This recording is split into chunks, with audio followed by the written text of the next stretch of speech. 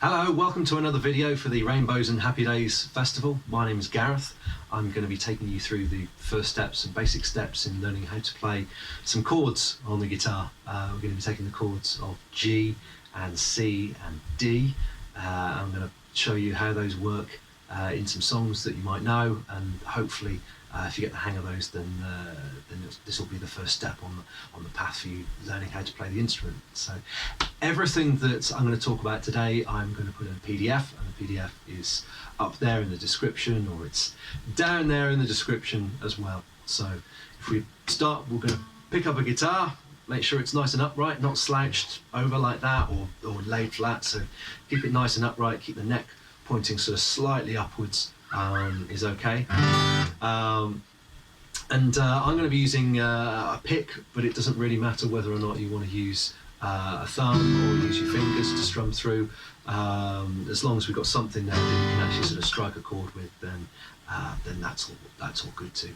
So yeah, we're sitting properly. We're going to start with as few bad habits as possible. We are going to make sure we're in tune, and so I'm in standard tuning, which these strings are going to be an E there, that's an A, there's a D, a G, a B, and finally an E. Now, the best way to tune up generally these days, nice clip-on tuner that you can fit on top of your instrument there, and if you use those notes E, A, D, G, B, E, if it's below the pitch, so if it's slightly lower, then you're going to tighten it up ever so slightly until it's in there. Tuning a guitar is a lot more like breaking into a safe rather than turning on a tap. We don't want big movements, and I've taken half a turn there, and it's taken it probably about 3 semitones out there, so we're going to bring that back there into tune. Now then, if you go too far, it's what becomes known as something that's sharp, so drop it down so it's flat, and then we can bring it back into tune there. And we can double check that against our tuner, and there you go, that's pretty good there. So E, A, D, G, B, E, you can do a thing called relative tuning, where you actually compare the sounds of these 5th fret to open string, and 5th fret to open string, 5th fret to open string, then do 4th fret to open string, and then back to 5th fret and open string, and so you can get your guitar in tune really by adjusting those. But as I say, electronic tuners, really it's the easiest way to do it. If you don't have one and you can wait until after lockdown, then obviously go down to Music Bros in town and Shrewsbury and pick one up, because they'll sort you out with that. Otherwise, Amazon have them. They're roughly of a ballpark of about £10, but a really useful device that you can have.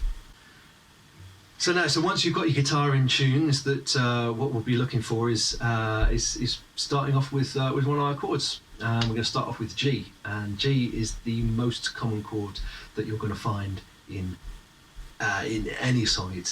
There was a website that did a sort of a survey of chords and all the different songs in their database, and G came up top. So G is obviously a really useful chord to know.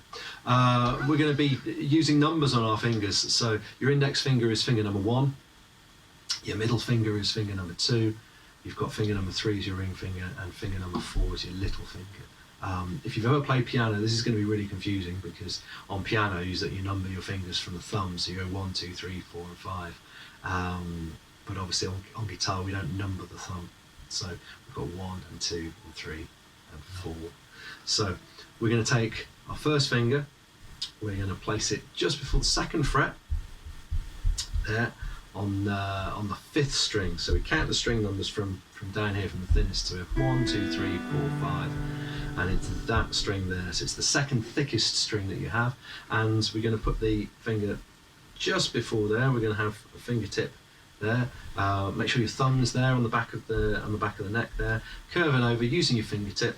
Nice curl on your finger there, is really key to actually sort of getting a nice clean note out of there. And as I say, we're going to put the finger just before the fret. And the reason we're going to do that is that you're going to minimise the chance of any fret buzz. Fret buzz is this stuff. If I move it and it's not behind it, you can hear that really horrible buzzing kind of sound, which is rather nasty. So there you go, that's the first finger to put down. Next finger to go down, finger number 2. We're going to put that just before the 3rd fret, and then third finger is also going to go behind the 3rd fret as well. So you end up with this shape here, and then that should there be our chord of G. Nice and clean. You can always check that everything's clean by playing each note through individually. So play that a few times, take your fingers off, build it again, make sure that you can still find where you were meant to be, and again.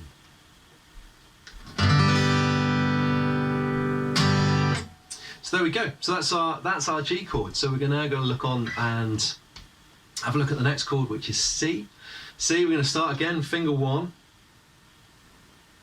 Put your first finger there just behind the 1st fret on the 2nd string. Second finger is going to come over on the 4th string, and it's going to be on the 2nd fret there. And then 3rd finger over there like that. And so we have almost sort of like a staircase going up. They're all nearly in a line there. On this one, we're actually going to not strum our thickest string there. That's not going to be part of this chord. So we're actually going to start from this one here. The reason being is that this finger here is actually playing on the 3rd fret, and the 3rd fret here is the note of C, and so it's what we call the root note of that particular chord. So we should have a nice clean C. We pick out the notes.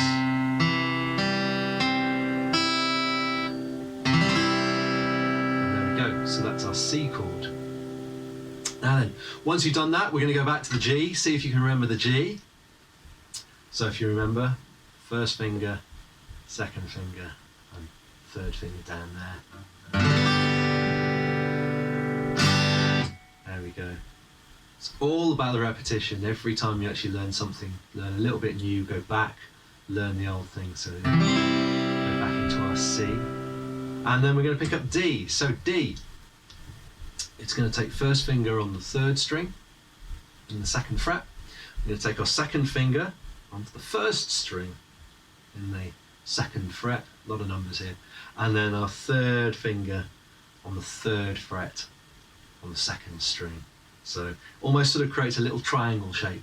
Hopefully from the PDF these will actually make some sense.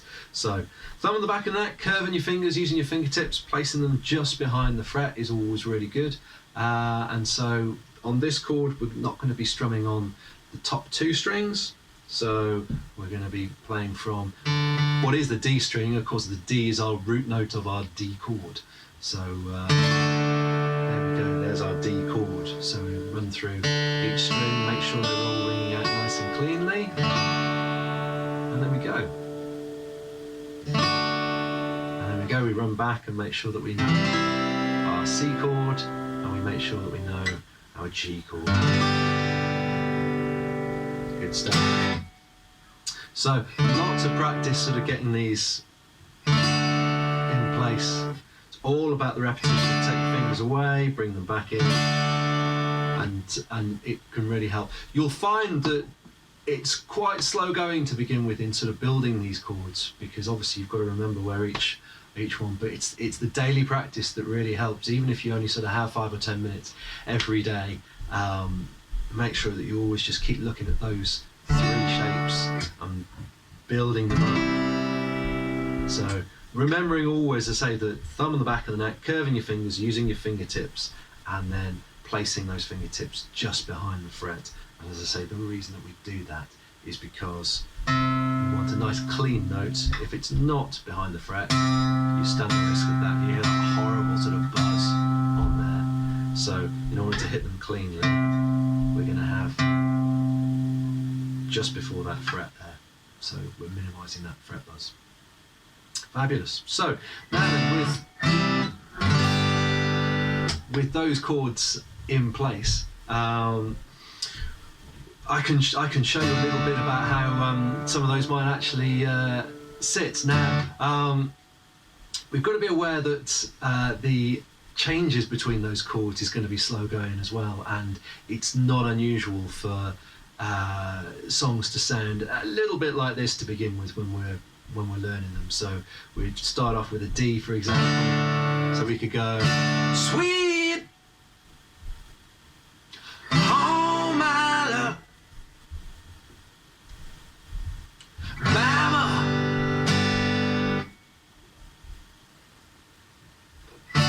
well, you see, it's slow going, but it's very much a normal, natural thing that happens when you're first learning. It helps, I think, to actually have a song where you know it and that you want to push through and you want to play it, because it forces you to sort of like, you know, to get to that next chord and to know that next chord. It's also just really useful to stick to that limited group of 3 chords and really get to know them, because it means that when you then start adding in other chords, it's not that everything is new, it's that you just get those sort of like, you know, those 3 core chords that you've got, and then that can build into 4 and then 5 and so on. So there are some things that I can suggest that will help you speed up the way that you change between these chords. Obviously number 1 was daily practice, because that's going to make the most difference out of anything. The next thing is actually just to sort of keep swapping between 2 chords, so pair of chords, so you know, that you can have your G and then you go to the C and back to the G, and you just keep doing that because it just breeds this familiarity as you're sort of going between them. So a lot of that can really help as a sort of like as a little drill that you actually sort of do. The other thing that I can suggest is actually anytime where you're building chords, I mean this is sort of going on a few weeks, anytime where you're building chords, it's always going to be a lot slower than just placing all of your fingers at the same time. So for example, if we're doing the chord of C and you're kind of going finger 1, finger 2 and then finger 3, as we need to do when we start, we want to get to a point where all 3 fingers are just landing all at the same time. And so in order to try and speed up the changes between those, is that the very first thing we're going to do is we're just going to get that C chord shape and we're just going to hold it, because your hand really likes learning about sort of and figuring out what certain chord shapes are and liking the feel of it. And so we can just sit there, you know, you can sit and watch EastEnders or Coronation Street, or indeed go and sit and watch the next video and hold your C chord or hold your G chord as you're going through. Your hand will really sort of help. It will really help for your hand to learn that just by being in that position. I can't imagine there's many situations in life where that is your shape that your fingers get used to, or that, and so what you want is just to be able to hold it, for it to be natural. Now, if you've held it for about 5 minutes, what you'll find is that your fingers might start to sort of like ache a little bit, and a really useful thing to do is actually sort of, you know, keep everything in position there, and then keep your thumb there and just stretch out your fingers like that. And then what you'll find is that your fingers kind of want to get back into the same position. It's a little bit like when you've been comfortable in bed and then you sort of stretch and then you move and you're after that same position to feel comfortable again. And so that's really what your hand is doing. So that's the first stage, actually having the shape there that your hand can get used to. The next stage after that is actually going to be what I call squeezing the chord. And so what we're going to do is that we're going to take that and we're just going to take all the tension out of your hand. Your fingers are still touching the strings, but there's no tension in the fingers, and that you're just going to push down all 3 fingers all at the same time, and they're going to be used to landing all there at the same time. Landing all like that. There we go. And so just squeezing it, and so yeah, getting used to the fact that those fingers just land. You might even be able to hear it sort of bouncing there. So squeezing the chord, you're getting used to all of those landing. Now then, once you're happy with that, is that you can then go to sort of like a little bounce. And so what you do is you take your fingers slightly off and you bring them back down, slightly off and bring them back down, and that you're bringing them back down all together, landing all together there like that. So all landing together. And the more confident that you get, the further away your fingers can actually get. But the key is always about landing them all at the same time.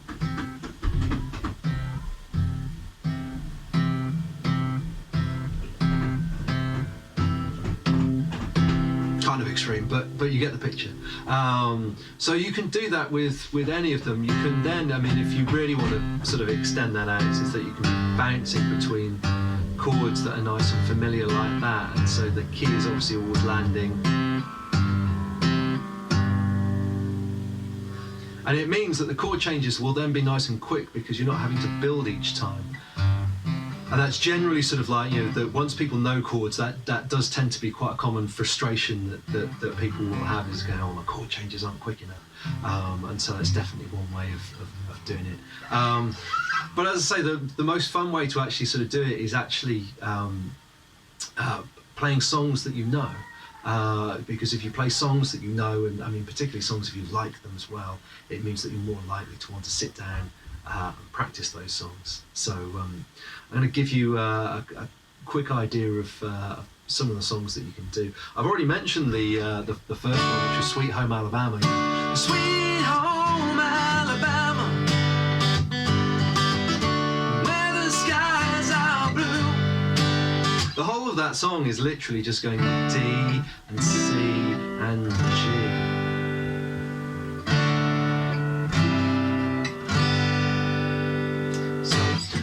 We also have Love Me Do from the Beatles. Love, love me do. You know I love you, and I'll always be true. So please, love me do. Whoa, love me do. So the verses and I mean, is that the verse or a chorus? I don't know which, but it's the verse or the chorus is basically doing G to C for the whole time.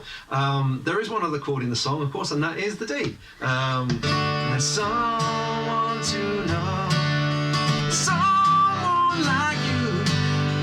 Na na na na.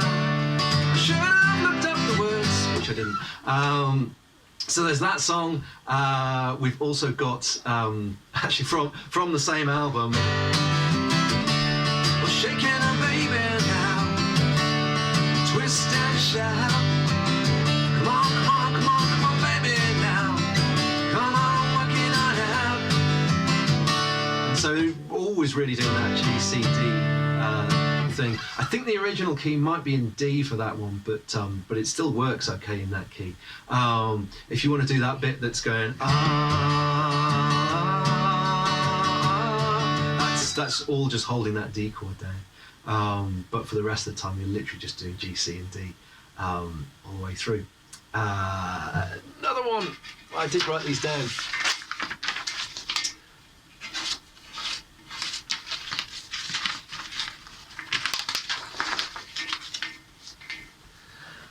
Ooh, right then, yes. So, Ring of Fire, Johnny Cash. Love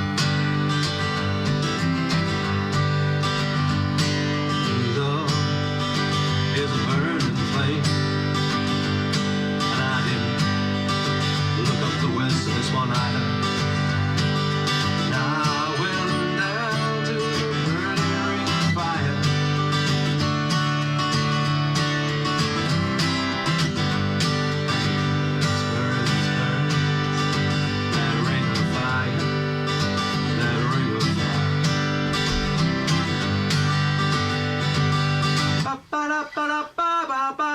I haven't got a trumpet, so aye. That's my sign out the window. Right then, we're going to now look at another song on that list. Ooh, Bad Moon Rising.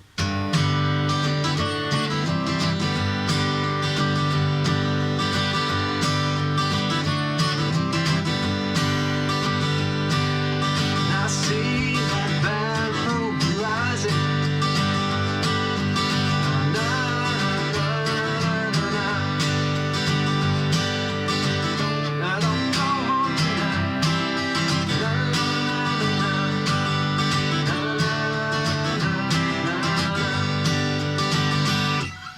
I really should have looked up lyrics for these ones, but I didn't. Oh, now then, Wild Thing is on our list. Wild Thing. I'm actually going to introduce this little device here. This is called a capo. And what a capo does is it actually sits upon one of your frets and it will make your guitar sound just that little bit higher. So essentially you pretend that this capo now is the new nut. This is a thing called a nut. And so you put it there, and so everything that you do is kind of relative to where the nut was. And so this G shape, for example, we're now doing it up here because the capo has now formed this new nut. And so what we've got there now is a slightly higher sounding G. Now, the reason I was going to talk about that is that the next one, Wild Thing is actually in a slightly different key, but by using the capo, we can play it in the same key that it is on the record.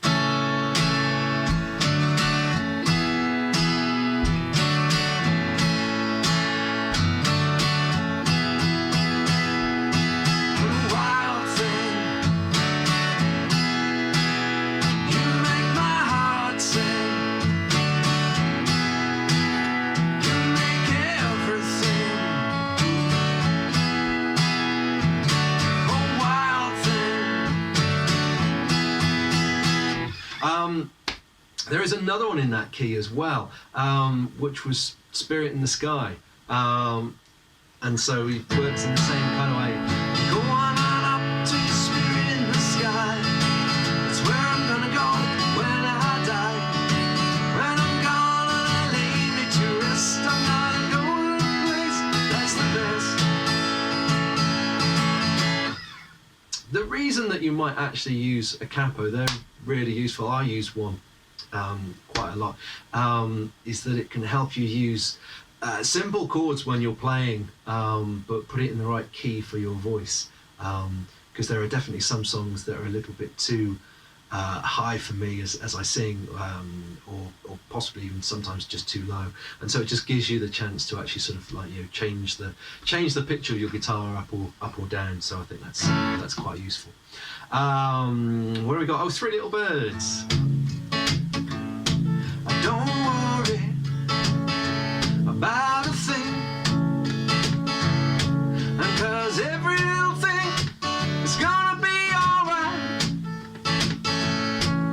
Yeah, that one's a little bit high for me, but I think that's in A as well.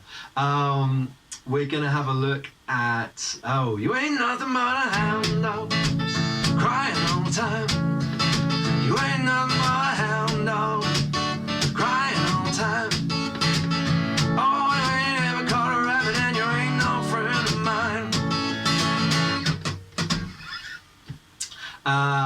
And then, that's a nice song as well. I'm going to finish with putting that. You are my sunshine, my only sunshine. You make me happy when skies are grey. You'll never know, dear, how much I miss you. Please don't take my sunshine away. So there we go. That's it. It's lots of uses of G, C, and D. If you want to chat some more, please log on to Facebook and come and find me. Facebook.com/Gareth Rhys-Jones music, and hopefully I'll be speaking to you some of you soon. But if not, enjoy the rest of your day. I hope you have an amazing time. I hope we raise lots of money for the NHS, because obviously they're doing amazing things. So take care, and I'll see you all very soon.